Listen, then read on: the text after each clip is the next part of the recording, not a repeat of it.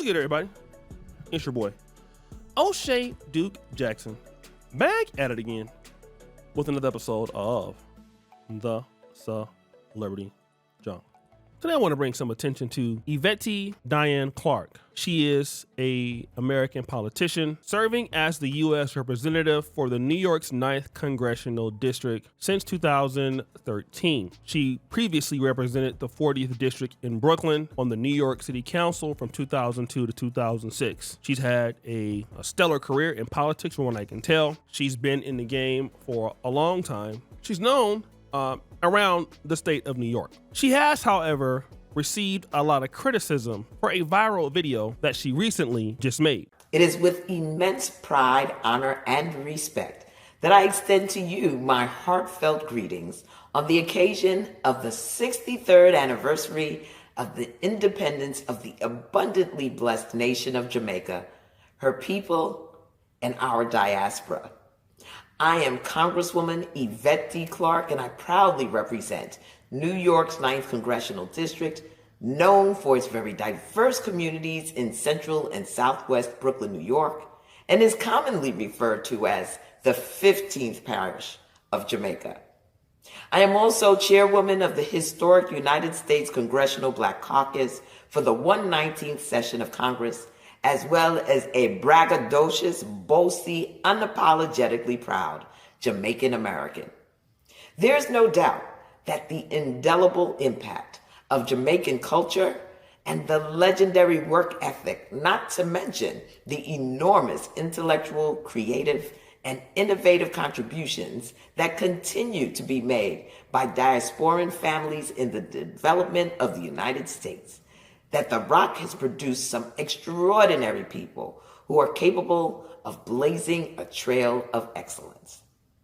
Jamaican Americans have done their part in the shaping of American civil society, and Jamaica continues to punch above her weight, or as we say, with liquor, but with talawa.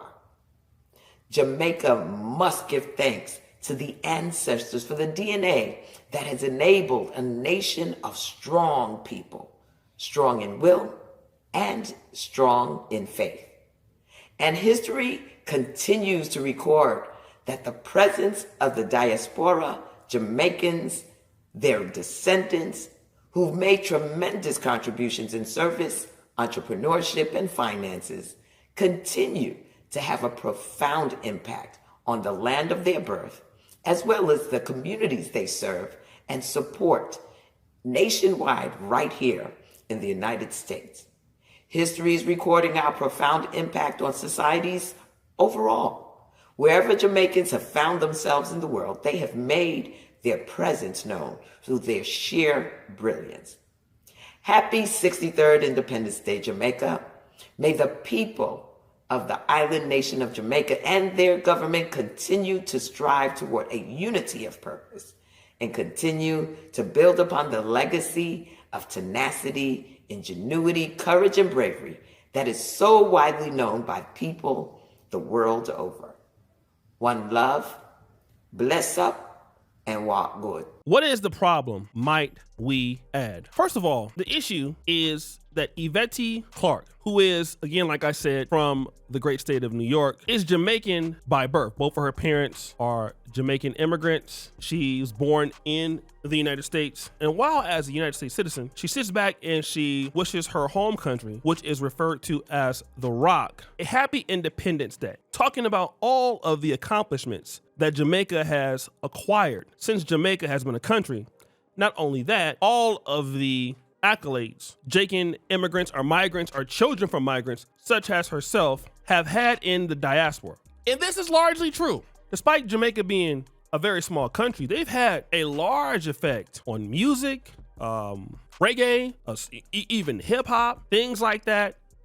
Jamaicans are indeed, they're trendsetters. We're not here to discuss that. But the issue is this: while you're wishing Jamaica a happy Independence Day, you're not there. You're in America. You didn't leave America to go back and build in Jamaica. Now, somebody may say something similar about me. O'Shea, you're in America, but you're living in Uganda. Well, let me just be honest, okay? To survive in Uganda is very difficult. Let's talk about that. If I was in America, I would be much more successful in America. But I have a passion for what I'm trying to do with my projects here in Africa. So it's much more difficult. We're not talking about a person that comes from a first world country that moves to a third world country, right? And we're talking about a person that has ties. This person is from there. I'm not from Uganda. I don't have Ugandan ancestry, Ugandan parents, nothing. This person is from Jamaica, and she's wishing Jamaica happy Independence Day. Proud to be Jamaican, but don't want to live there. And this is the issue that I have with so many people in the Black diaspora, because me as a Black American, hashtag FBA, here I am on the continent of Africa going through misery at times, going through hell at times, getting sick, fighting with malaria, getting scammed, going through all types of trials and tribulations trying to build on the continent. Then you have these people talking about how much they love their country, how much we love this country in Africa, this country in the Caribbean. Don't talk about my country. And then you say, well, why don't you go back? They say, hell no. I'm right here in America. Hispanics do it. Russians do it. Everybody does it. But you want to be proud of your country away from your country, which tells me everything I need to know about where you're from. You're proud to be from there, but you don't want to go there. It's no difference than a lot of Black folks who make it out the hood. I came from Del Paso Heights, okay? Del Paso Heights was very dangerous when I was coming up. Loved Del Paso Heights. Really wouldn't mind living there if I had to again. I prefer not to live there, all right? But you don't hear me repping the Heights all day. Oh, the Heights this and the proud of the Heights. I mean, I love the Heights. Don't get me wrong, but I understand the Heights for what it is. If somebody like me live in the Heights, it may not be the most safe choice out there, but I can agree to that. That's what I know. And a lot of folks in the Black community, we like that. But what we don't want to do is sit back and be dismissive because you have Jamaicans who can't get out of Jamaica. And when they look at Yvette Clarke, when you speak and you talk and you have that American accent, you're not Jamaican to them. You don't do anything for them. You making all your money and all your opportunities in America, and you will not go back there to help your people. And they know that. You are an elite, and they know that. But they come to America, live in America, talk about how great their places are, and you won't find them there. You ever talk to some African? You know, I'm very deep in the African community. I know many Africans, Ugandans in Massachusetts. Ugandans are very cool people. And I asked them, what about coming back here? They say, hell no. You ask some folks in Nigeria and Ghana, no. Love it, but no. Why?